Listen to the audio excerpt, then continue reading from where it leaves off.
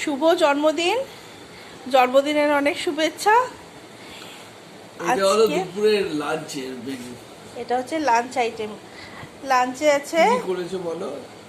এটা হচ্ছে fried fried rice, 3 রকম ভেজেছে, পটল তার মধ্যে ভাজা। পটল ভাজা, আলু ভাজা, কুমড়ো ভাজা, স্যালাড করেছে, শসা, পেঁয়াজ, লেবু রস দিয়ে, নুন দিয়ে। আর এটা চামচটা তোলো।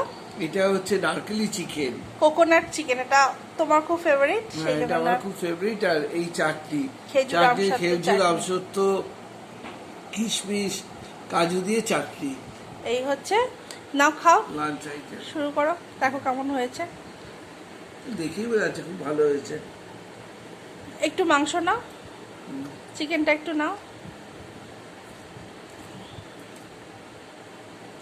আচ্ছা। খেয়ে দেখো, দারুণ, ভালো হয়েছে, দারুণ। খাও।